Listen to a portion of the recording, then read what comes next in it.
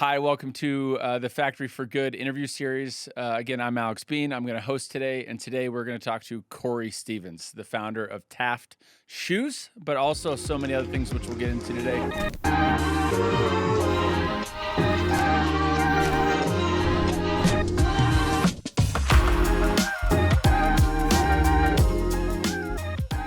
Kory, thanks for being here. Yeah, thanks for having me. I'm excited. So let's start with simple stuff. Just tell me about your family real quick. Sure.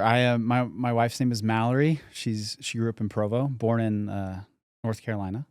Where in Provo, by the way? Should you go to Provo or Timpview? She's a Timpview girl. Yeah, good, important question.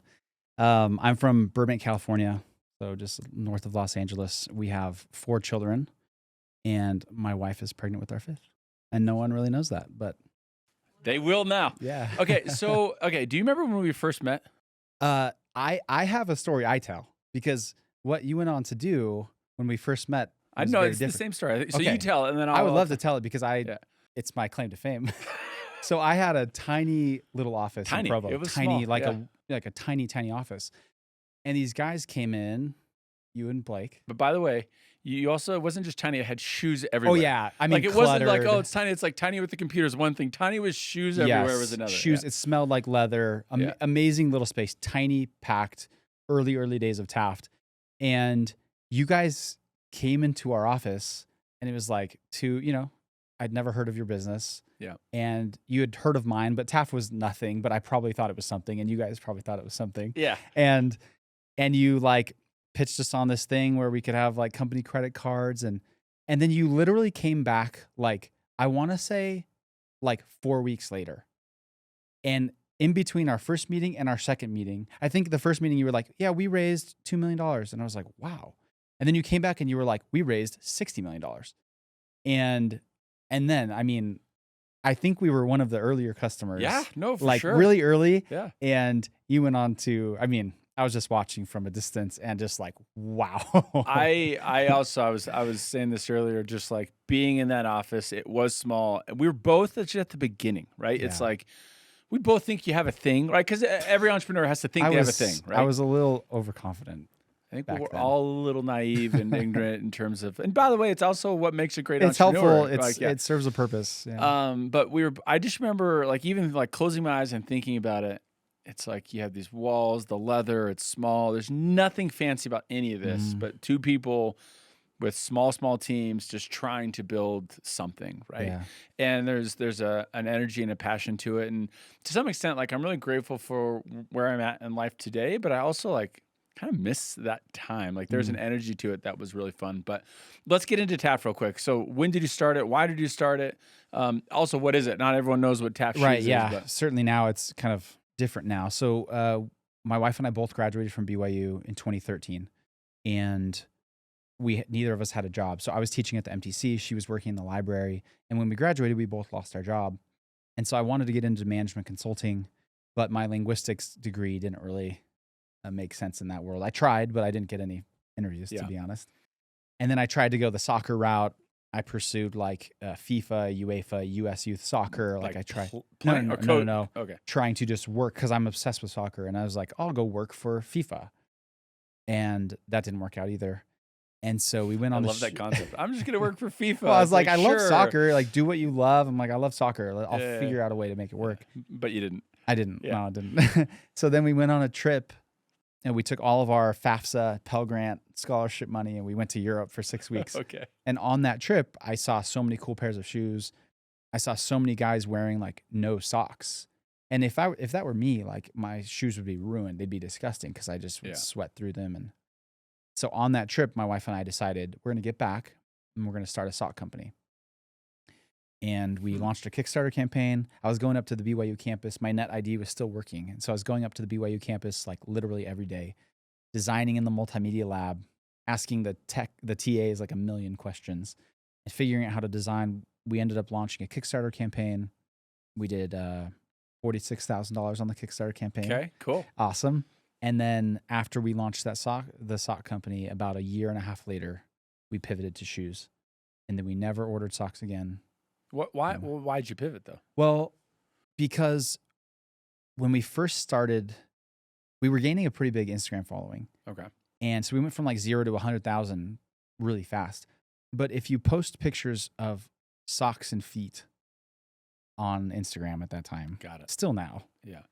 you get a weird response. Yeah. Very weird messages and stuff. So we're like, okay, we can't just post pictures of feet and socks. So you put shoes on the feet. So we started going to like Nordstrom Rack, buying up all the shoes, photographing them and returning them. I'd go home to Burbank, go to the Burbank Nordstrom Rack, ship them up to Utah, photograph them, return them in Orem.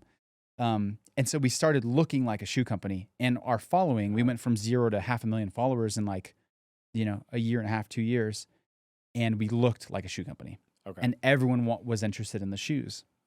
And so eventually we're like, you're like, have you been to Nordstrom Rack? Right. I know it's like, it'd be like, where can I get on this, but that pair of shoes? It's like, well, in Orem, in Utah, there's that pair of shoes. You can find them, but I don't know where else they are. And so we decided, okay, people like interesting shoes. There's a shortage of them. And we have 500,000 people that want shoes from us. And socks are one size fits most, and they're like $1 to make. Shoes are really expensive and very, a lot of SKUs, very size specific. But we decided, let's take the risk. We launched them on pre-order to kind of take the risk out of it, and we didn't have any money. And then we never ordered socks again, and we were overnight switched to a shoe company. And with the first night, we sold like 400 pairs of shoes. So that's awesome. Yeah, it was more money than we'd ever made. Yeah, so that's like, actually, okay, it's so funny when you talk about the origin. You're like, well, I bet he just wanted to create a great pair of shoes. It's like, no, I wanted to make socks. He wanted a job with FIFA. That's what he wanted, but Right. he didn't get it, and he kind of fell backwards. Right. It's really truly like a lot of times people are like, man, how did you know you want to be an entrepreneur? Like, I really never knew I still don't think I'm an entrepreneur. Like, I wanted to do management consulting, and then I wanted to work for FIFA or UEFA, whatever, you know. It's like, I had my same thing. I tried to go work for like the Seattle Seahawks. Yeah. And then I realized people awesome. would work for like 20,000 a year. And I'm like, well, I don't really want to do yeah, that. yeah. Okay. So you started, what was it? 2013? 2015. 15. Okay. And November, tail into 2015. And when did you sell? July 2022. Okay, so we're not going to get into the specifics and numbers because I actually don't find it super relevant. What I want to start with though is like, why did you sell? Like what? Like obviously, you have the growth. Companies have to end at some point, meaning they have to like go public or they go out of business or they sell. What led you to being like in 2022? It's the right time. Do you know the answer to this? No, I actually don't. Oh, okay. Yeah. So in 2018, we raised $5 million seed round, and at that moment, we were like doing $6.5 million trailing 12 months. And I mean, we were on a rocket ship at that point. Not like your rocket ship, but like the consumer rocket ship. Yeah. And we got like a 3.5x multiple on top line revenue. Okay. And then from 2018 to 2022, like the markets really changed how they think about CPG brands. You look at Allbirds or even Traeger. Look at how Traeger's had a lot of ups and downs, right? Like the markets treat businesses like that pretty harshly at certain times. And so we were a little bit unlucky in terms of how investors and strategic exits were valuing businesses like Taft. But the bigger factor was in 2022, my wife and I lost our son. And so he was our fourth.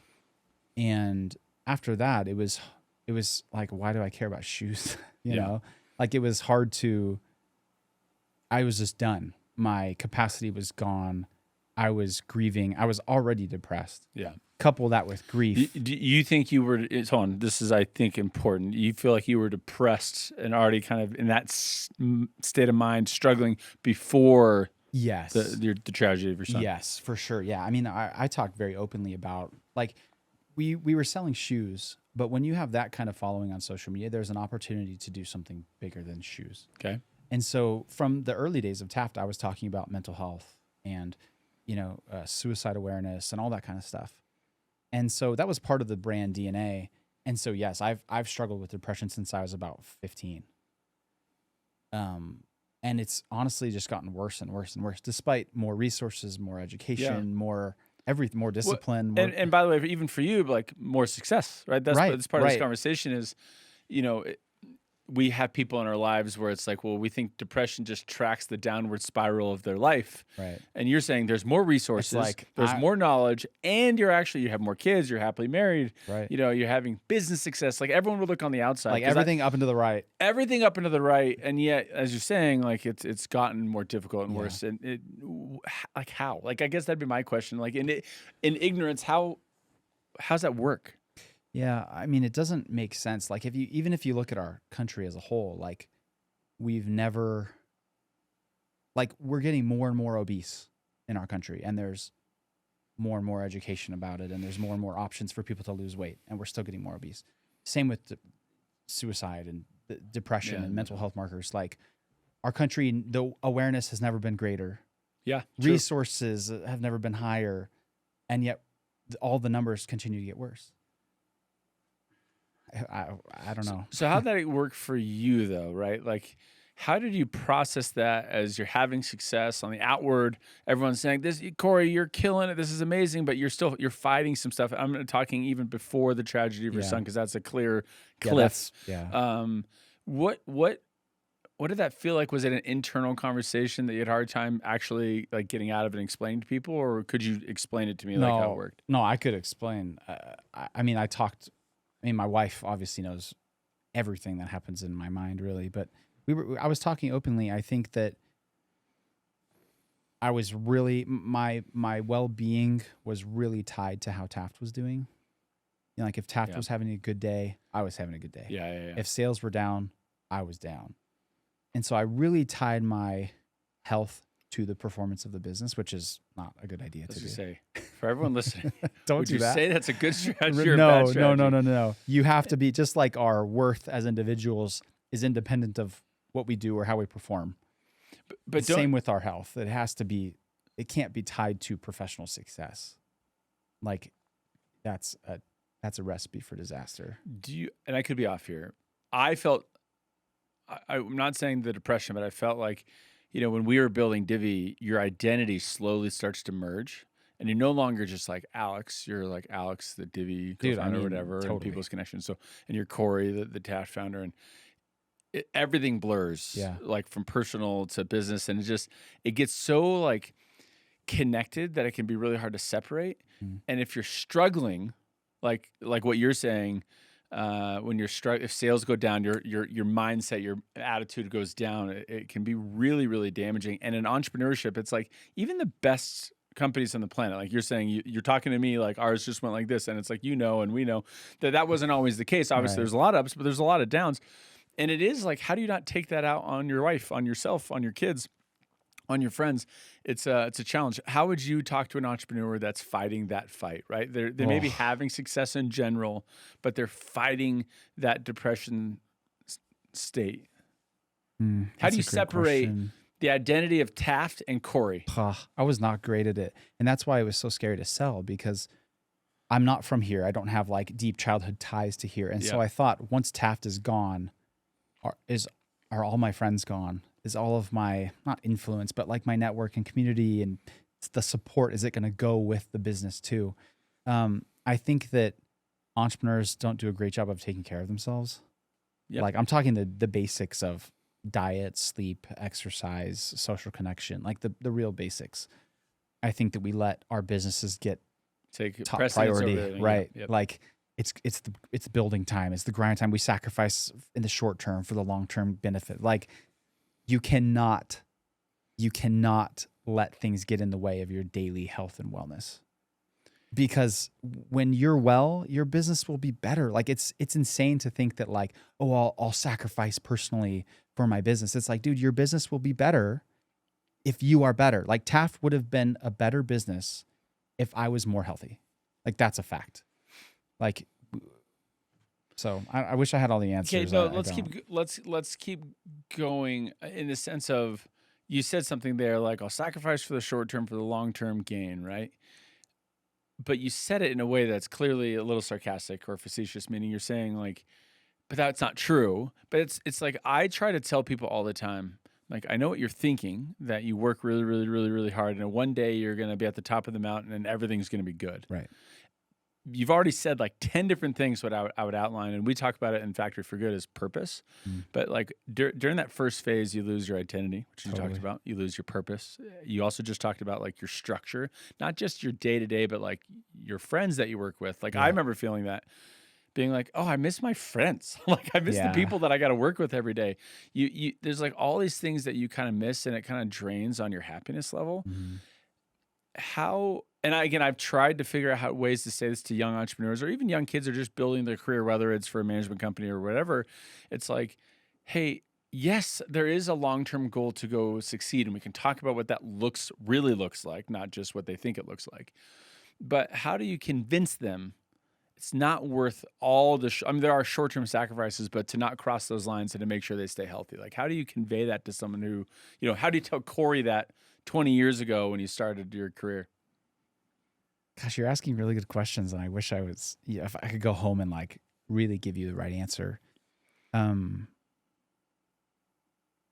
I think that, like, I have a friend that every time I see him, he's like, "Well, Kory, like the grind. Like, this is a very successful guy," and he's like referring to the early days of Taft when I like threw away my life for the shoe company. Yeah, and like I never did that. And he talks about it as if it's inevitable, and it's not.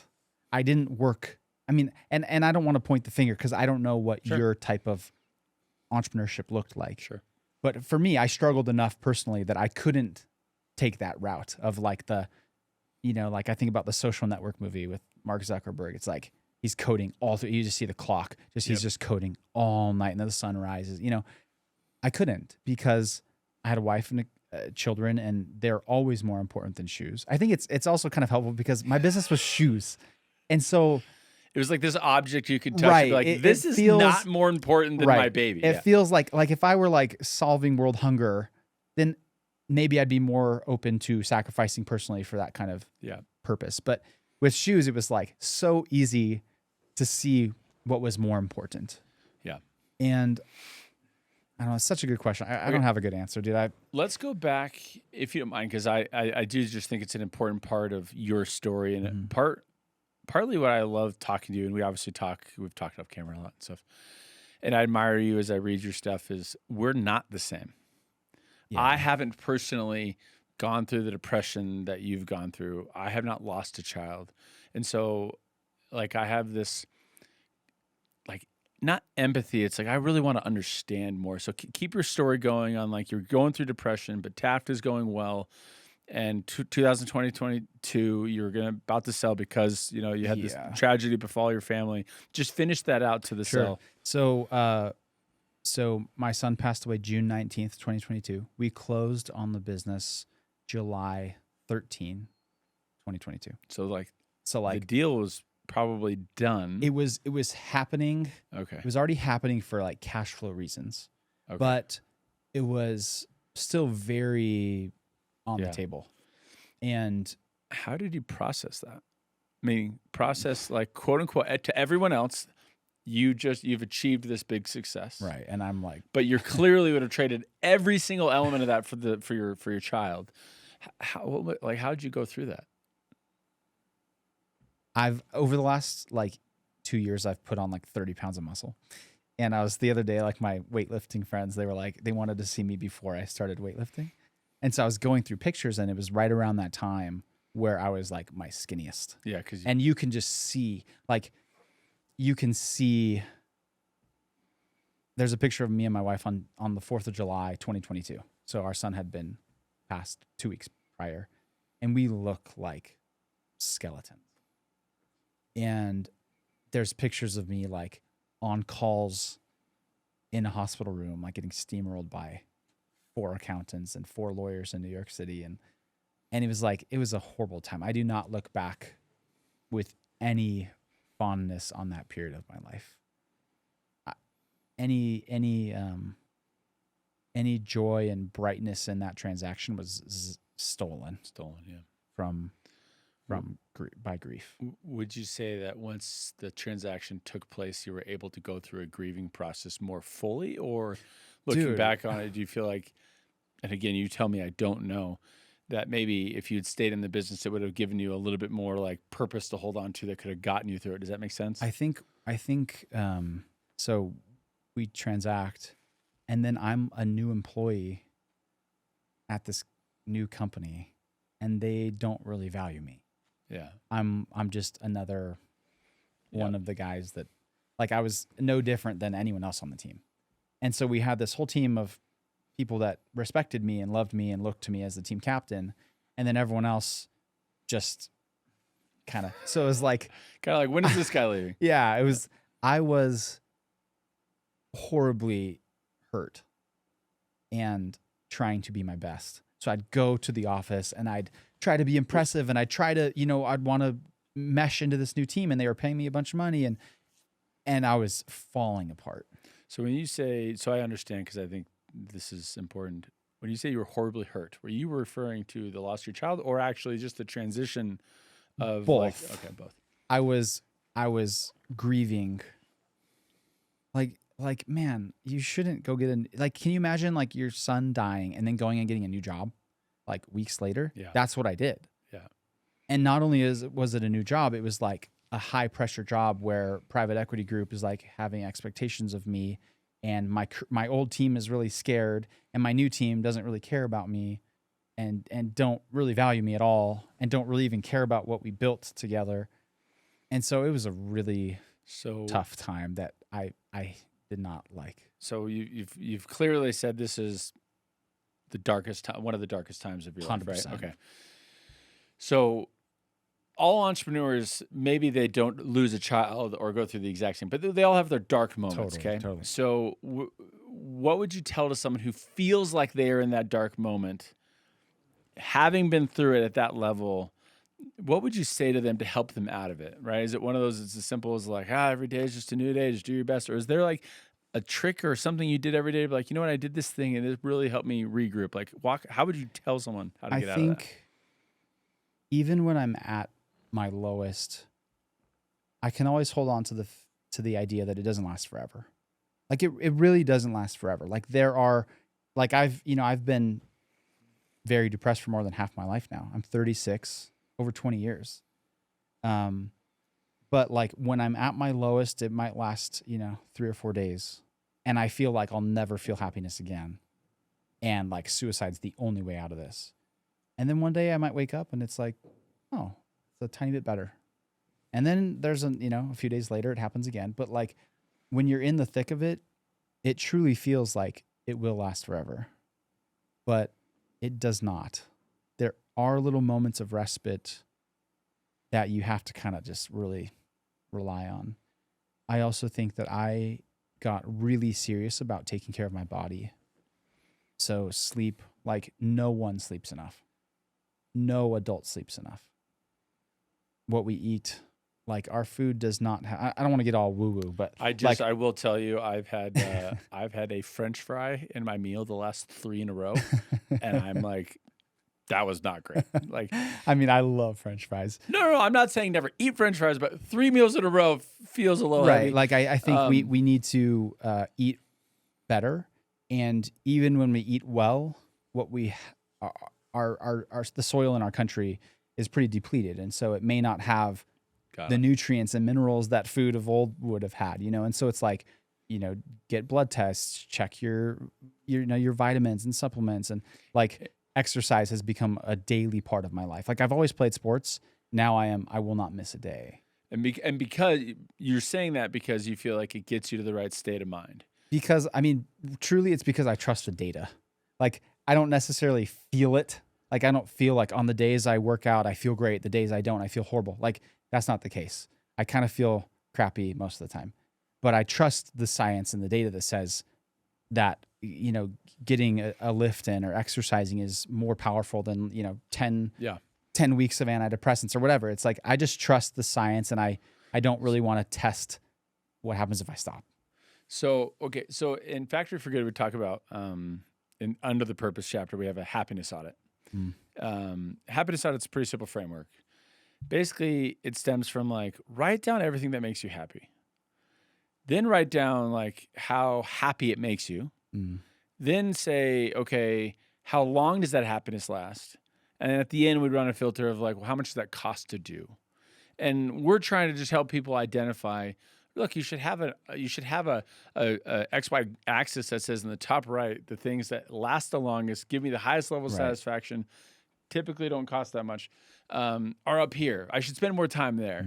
How do you look at just the concept of happiness? You know, someone who's gone through either mental health or as an entrepreneur, is it something to happen later, or how do you achieve it every day? Like, how do you look at happiness? So, a little anecdote. The most happy, like temporal happiness that I feel is when I'm fishing. Okay. Fishing, like in particular. See, I told you we're not the same. I said we're very different, which is great. You know? In particular, bow fishing. Bow fishing. Bow and arrow, shoot fish. Can you do that here in Utah? Yes, for carp. Okay. And so this is the time of year. That's what I'm thinking about. Yeah. And I don't own a bow. And my wife is like, Kory, please get a bow. Like, it's makes you so happy, and I won't spend $500 and get this bow. Yeah. Like, that's a problem when there's things that we know make us happy, and we're not willing to put a little bit of resources and prioritize ourselves. Like, especially as a father and a husband, I have a really hard time spending money on myself. Sure. Like this real scarcity mindset, like give it to my children, give it to my wife, you Yeah. know? And so like fishing, going to the movies, I love going to the movies. It's like my second favorite thing. And yet I never go to the movies. And so I think a lot of us, I love that happiness audit because there's things in my life that I know bring me joy. And it might not be super lasting joy. You know, it's like when I shoot a carp with a bow and arrow, it's like, it's not going to give me a high for months. Yeah. But man, that day is really fun. And like, I should be putting the time and effort and a little bit of resources into something that brings me an outsized amount of joy. Yeah. And yet I'm depriving myself for no real reason. Well, I think it comes with almost like the mentality of you know, it's not just entrepreneurs, but entrepreneurs typically come from like a type A, sacrifice now, as you said, Right. for something later, you know, sacrifice, grind, work. And you're talking about, which I really like, is just like, hold on, you actually have to find some measure of happiness or peace every day. Dude, you have to. Because Life is too hard if you don't. if you look at that mountain, everyone's always saying, when you get to the very top, "Oh, I'm just going to sacrifice until I get to this spot." And then they think something magical is going to happen at the top. And a lot of why we have this conversation, I try to have this conversation in hopefully a safe and productive manner, is that's not what takes place. Yeah. That if you were unhappy before, you're going to be unhappy after. If you're at peace with yourself or happy now, then you have a chance of really doing good and feeling good and being Yes. good on the other side. But you have to find a measure of happiness every single day. And so we have people do the happiness audit so that they can find some semblance. Like when I was doing Divvy, it was like I'd play golf from 6:30 in the morning to 8. So I'd play 9 holes. 9 holes, yeah, quick. But I could get to the office by like 8:10, 8:15 and still put it all, not sacrifice from anyone like my kids, my wife, or my work. But I was like, I needed something Yeah, that's so good, man. that like would set me up and be like, all right, that was fun. I'm like ready for the day. And you can go tackle the problems. How else do you, like, you know, this subject of happiness, you know, have you thought about it either? Actually, let's talk about, how do you feel about happiness after the fact? You sold it. I know you grieved, but at some point, as you said, you can move past the grief and you get into a spot of like, all right, what am I going to do now? How do you like restart that thought process of like, all right, what makes me happy? What am I going to do? What am I about? What's my purpose? So have you read the second Yeah. mountain? Okay. I felt like you probably had Yeah. read it. So one of the hard things about like kind of stumbling into entrepreneurship, like maybe you did too, like I never intended to be an entrepreneur. And I got past Taft and people were like, I'd go to my trusted mentors, and not mentors in this capital M, but just like my friends. I'd go to them and be like, hey, can you help me figure out like a job I should do or whatever? And they'd be like, what are you good at? What do you like to do? What makes you happy? Like these very basic questions. And I had no answers because I just all of a sudden, without thinking about it, I was running a shoe company, and all of a sudden I was selling a shoe company. And then like, I just never came up for air to think about those types of things. And man, it was really scary and vulnerable and fragile to feel like I can't even answer life's most basic questions. Like I should have answers to these things. And I've just recently, like literally in the last few days, kind of realized like right now, so my wife has a protein popsicle company that she's getting off the ground, and I've been Feel free helping to her. plug it. What's it called? It's called Tough Pops. Tough Pops. TUFF. It's the real deal. 12 grams of protein. It's the real deal. Great macros. You can find us in a Schwann's truck. Does it taste good? Unbelievable taste. I mean, forget the fact it has protein. It'll be the best popsicle you've ever had. Okay. And it's really good for you. Challenge accepted. I'm in. I'm a big popsicle guy. So that's been great. I also do business development for a roofing company, which sounds very random. Yeah. But I've really enjoyed it, in particular the last month or so. Like I've really gotten into it. And my wife is like, man, Kory, like it's not just about money. Like you always say that you're motivated by money and you kind of say that to people, but it's clearly not just that because I've never seen you this excited about work when you're doing sales for roofing. Like I'm not a sales guy, but I'm like doing sales for roofing, for a roofing company. And I've been By the way, it's just kind of a funny concept. So I sold my successful business, and now I'm a sales. No, trust me, I'm everyone a roofing is salesman. It's just a funny. I mean, my resume is kind of messed up now.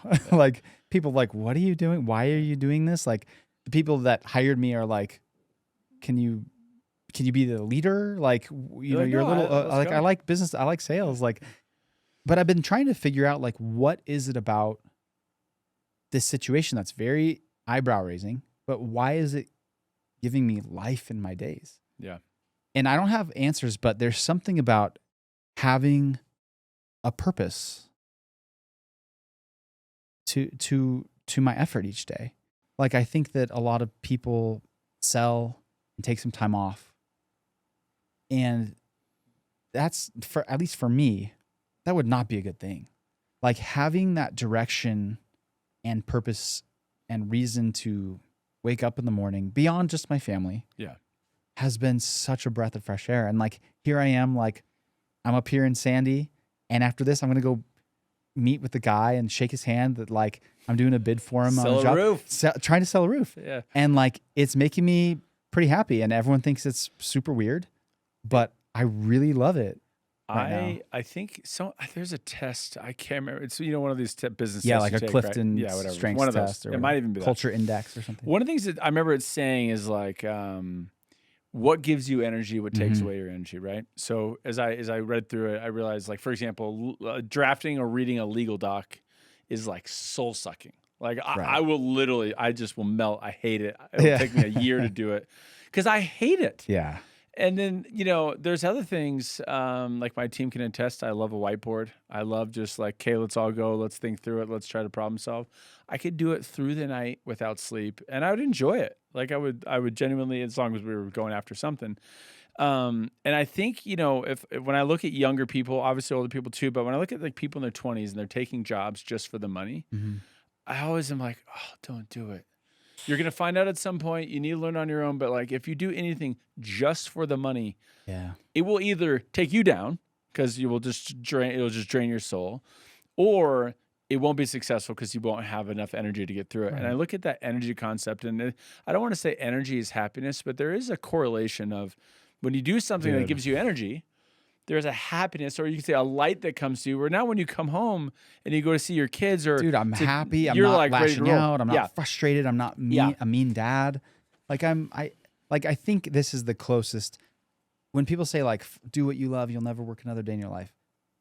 I think this is what they mean, where you've aligned your activity for the day with something that feeds you a little bit. Yeah.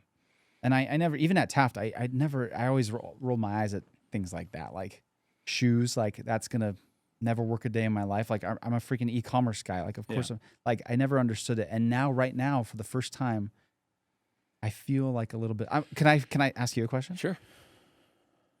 Does Factory for Good, has it given you what you've been looking for post-exit?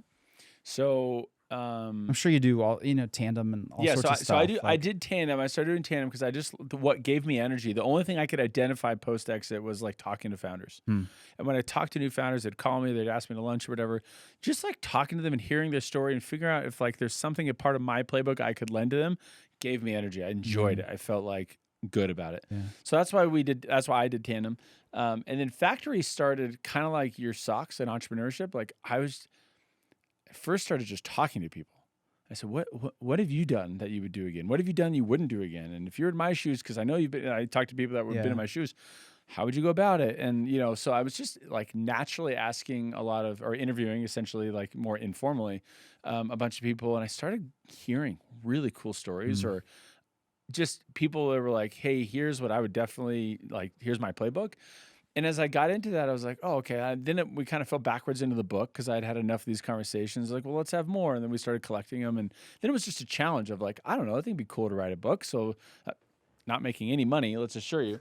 But I was like, oh, I think I can write a book. So then we wrote the book. And then now Factory is kind of like growing. We just brought some people on because it's, I just saw a Charlie Munger interview yesterday where he said, pretend to be who you want to be, some version of that. And he was kind of talking actually about philanthropy, which I would tell you, like, honestly, is not actually in my bones. It's not. Like, it's not. I like business. I like the game of business. I like the competitiveness of business. I'm a selfish person. Boom, period, right? But acting, he was talking about these people that first started doing philanthropy almost out of either guilt or almost out of just like, it was like almost a show off to be like, look what I can do. And he goes, but then they grew into amazing philanthropists because over time they started to, like their heart grew bigger. They figured out what they wanted to do. And to me, that's what's going on with Factory. It's building and growing in a place where I'm having these conversations where a lot of people are like, I want to do good, but I don't know where to start. And my team and I are able to say, let's help you figure out where to start and push you in the right direction and go build your factory. And as that becomes more clear in what we're accomplishing, it becomes extremely motivating and like way more motivating than like a money object or anything else. Cause it's like, oh my gosh, like we just set this out the other day. We basically said we're going to exist at minimum until we significantly impact 1 million people's lives. And so we're still defining what significantly impacts is, but it's not just like feeding them for a morning. It's like giving them a true opportunity to change their life. And my goal, so like my team is going to help me formulate what that means, the impact and the charities that are actually doing it. And now I'm like, okay, well, let me go talk to post-exited founders or people that have found success. And let's see if I can help motivate them to find a factory that like makes them happy, that makes the world a better place, that they can involve their kids in. And it becomes this win-win-win situation that like, I won't stop talking about it because I'm like, it's really cool. Yeah. And the energy that comes from it for me personally, it brings me a lot of, you can call it happiness, whatever you want to call it, but it's definitely where it comes. So cool, man. I would never identify you as a selfish person, by the way. I know what you mean. You're saying, but you don't know me well. I read your Friday emails, and I've spent a little time around you, and your reputation and my perception of you is very, very different. So I'm happy to say, I think I am a man of integrity. Yeah. I really do believe I do what I say I'm going to do. And even with Factory, I will tell you, I've tried to surround myself with people that really care, and they're helping me really care. And so, like you're a product of the people you surround yourself with. Yeah. And I hope I'm smart enough to be like, let's go surround myself with the people I want to be, because them and I think I have the resources and the capability of getting other people the resources that we can come together and I can become a different person in this process. That's the whole point. So I think organically what I'm saying is I'm the youngest child and all that stuff comes with like, look at me and I don't do any of the work. Like I get it. I have all that in me somewhere, but we're trying. What can I ask one more question? What type of person do you want to be? Like what type of people? Oh man, like because I think you're so awesome, and I revere you so much. I'm curious, like, what your target is. So, I hope to be someone. One of the things I was afraid of post like Divi is, in theory, you could sit on a beach and never do anything or whatever. And I was really nervous of just being the person that would consume, or just be the person that basically kind of disappeared and just everything was about giving to myself. And I hope to leave an impact, or I would say a legacy for my children, that their dad tried to keep building and tried to keep creating throughout, from the beginning, from unsuccessful stuff to successful stuff to future unsuccessful stuff to successful stuff, that like I wanted to get up and make the world a slightly better place. And that when I die, hopefully my wife and or my kids can be like, you know what? The world was a better place because Alex was here. And I don't know what that means. I don't know if it's a big impact or a small impact, but to me, I'm like, let's just keep building and trying and creating. And I think if we do that with the right end mind, which is to hopefully help other people, that some good can happen, and I'll be proud of that. So I think I'd be Cool, proud man. of my life if that was the case. That's a great answer. Let's wrap up. Okay. Any like final statement? Any words of wisdom from Kory on all the lessons you've learned, all the things you've been through? By the way, what's your bracelet say here? Oh, my friend Austin gave this to me. I see the word happiness on it. Today I am grateful for ... Okay. And then default happiness is the company, but it's a nice Default reminder. happiness is the Default company? happiness, yeah. What does that mean? To be honest, I think what's his name? One of the BYU basketball players. I think he has like a little brand. Okay. And my friend gave this to me, and we both wear it. Okay. Which I know is super cute. He's someone I love it. really love, and I think about it every day. And I've had it on for almost a year and a half. I saw the word happiness, and so let's wrap up on this. I look at it and I say to myself, one, if you want a real cheat code on how to be happy, start writing down the things you're grateful for. Yes, dude. Like gratitude journals are yeah. I mean, like even if you're going home, throw on a recorder and just say, I am grateful for. Or if you're gonna say a prayer and say, I am grateful for, or write it down. It doesn't matter. Verbalize it. And then I love default happiness, because I would assume, I don't even know the company. My assumption is it's like, choose happiness. right. Start there. Let that be your start zero. At there. Right. And then go from there, right? And happiness is like, it doesn't mean you're not facing a hard thing. It doesn't mean that you're successful, because you could be happiness and failure, or happy and failure. But default there. I love that. Let's do that. Man, I have so much in my mind all the time. Like, I'd love to know, maybe off camera, I'd love to know like why you wanted to have me here, because I think you are surrounded by you have access to a different tier of person. And I'm very flattered to be here with you. Lately, I've been thinking about, I always think about life. Like, to be honest, I really struggle with suicide. Like, the idea of living a full-length life is very overwhelming for me. And most of the time, I don't feel like that's the likely way I will exit this world, is just naturally. And I'm fighting with everything I have to, fight against that. I think about me not getting a bow. I know it's trivial and not super important, but I think we all go around thinking so negatively of ourselves and so critical of ourselves. Like, if you ever watch someone play tennis, I'm a tennis player. I'm a very bad example of this. Keep going. I'm a tennis player, and if you've ever been close to someone playing real tennis, the things they say to themselves are extremely negative and critical. Correct, yeah. You would never say those types of things to anyone else. And just this weekend, I read a stat that says we have 60,000 thoughts a day, and 80% of them are negative. And 95% of them are repeated thoughts from the day before. And so when we are that critical and that negative, and we're consuming our brain with such negativity all the time, and then we're in this 95%, 5% churn daily and we're carrying over 95% of that negativity each day. Like, and I think about me not getting the bow. It's like, Kory, you're awesome, dude. You're trying your best. You're not perfect, but you are a good dad. You are a good husband. You're trying your best. Please go get the bow. Like, come on. Like, funny. I'm going to call you in a week, and if you don't have the bow, I'm going to be very upset. I want the mud dog with 2 Ds. But I just think, like, man, I just, like, we are all so awesome. And I just believe that everyone is inherently good. Like, we're so awesome, and yet we're so mean to ourselves. And sometimes we're so mean to other people. It's like, man, let's just be kind. Get the bow. Love yourself. Be nice. It's literally easier than being mean. Like, let's all just do a little better, because life is really hard right now, and there's people, like, everyone's having a hard time. So let's just be freaking nice. Yeah. To ourselves and to others. Did you see that Roger Federer interview where he gave a commencement speech? Yeah, it's unbelievable. You made it because tennis. I'm I'm very mean to myself. I like beat the crap out of my racket. It's the whole thing. I'm embarrassed for myself. It's fine.